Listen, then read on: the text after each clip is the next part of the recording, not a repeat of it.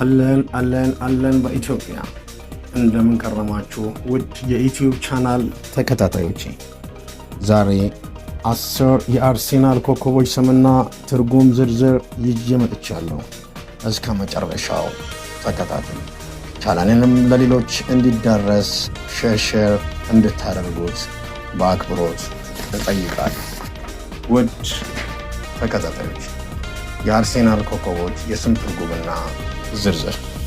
አንደኛ፣ ብዙዎች ጥቁሩ አልማዝ ብላክ ዳይመንድ የሚሉት ከአካዳሚ ካደገ በኋላ ለቡድኑ ከፍተኛ አገልግሎት ሰጠው የ24 ዓመቱ ቡካዮ ሳካ ትርጉሙ ደስታን የሚጨምር ማለት ሲሆን ምንጩ የናይጄሪያን የሮባ ስም ነው። ሳካ በሜዳ ላይ ለደጋፊዎች የሚሰጠውን ደስታ በሚገባ ይገልጻል። 2 የቡድኑ ካፒቴን ወይም አምበል የሆነው ማርቲን ኦዲጋርድ ጦረኛ፣ ትርጉሙም ጦረኛ ማለት ነው። ምንጩ ላቲን ሲሆን ማርቲን ማለት ብርቱና ቆራጥ መሪ ማለት ነው። 3 ዴክላን ራይስ ብዙዎቻችሁ እንደምታውቁት እንደ ቡድኑ አምበል የሚቆጠር የሚደመጥ የሚሰማ ተጫዋች፣ ትርጉሙ ሙሉ በሙሉ ደግነት ማለት ነው። ምንጩ የአየርላንድ ስም ነው።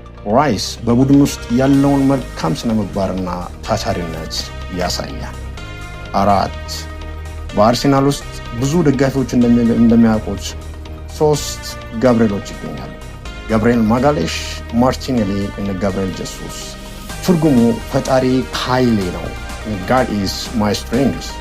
ምንጩ ኢብራይት ሲሆን በአርሴናል መከላከልና የማጥቃት ክልል ውስጥ ያሉትን ጋብርኤሎች ጥንካሬዎችን ይገልጻል። 5 ዊሊያም ሳሊባ የኋላው ግድግዳ፣ የኋላው ደጀን። ትርጉም ቆራጥ ጠባቂ ማለት ነው።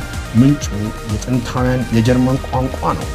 ሳሊባ የአርሴናል የኋላ መስመር ጠባቂ ወይም ዲፌንደር ለመሆኑ ስሙ ምስክር ነው።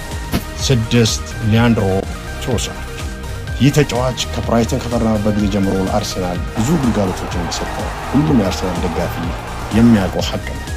ትርጉሙም አንበሳ ሰው ማለት ነው። ምንጩ የግሪክ ሲሆን በሜዳ ላይ ያለውን ድፍረትና አደገኛነት እንደ አንበሳ ይገለጻል። 7 ካይ ሃቨርትዝ። ትርጉሙ ባህር ወይም ቁልፍ ጠባቂ ማለት ነው። ምንጩ የጀርመንና የስካንዲኔቪያን ነው። ካይ በቡድን ውስጥ የድልን ቁልፍ እንደመያዝ ተጫዋች ይታያል። 8 ቤንጃሚን ዋይት። ትርጉሙ የቀኝ እጅ ልጅ ማለት ነው። The son of the right hand። ምንጩ ኢብራይት ሲሆን ስሙም በጣም የሚወደድና እድለኛ የሚል ትርጉም አለው። 9 ዩሪያን ቲምበር። ይህ ተጫዋች ከጨዋታ በፊት በሚለቃቸው የመጽሐፍ ቅዱስ ጥቅሶች ይታወቃል። ትርጉሙ ፈጣሪ ከፍ ያደርጋል፣ God will uplift። ምንጭ ደች ኢብራይስጥ ሊሆን ይችላል። ቲምበር ከጉዳት ተመልሶ ለቡድኑ ጥንካሬ መስጠት የቻለ ታታሪ የአርሴናል ተጫዋች ነው። 10ና የመጨረሻው ማርቲን ዙቢሜንዲ። ትርጉሙ የተራራ ድል ማለት ነው። ምንጭ የባስክ ቋንቋ ነው። ዙቢሜንዲ በሜዳ ላይ ያለው ሚና የተከላካይ ክፍሉንና የአጥቂ ክፍሉን እንደ ድልድይ ሆኖ የሚያገናኝ በመሆኑ ስሙ ከስራው ጋር ፍጹም ይገጣጠማል።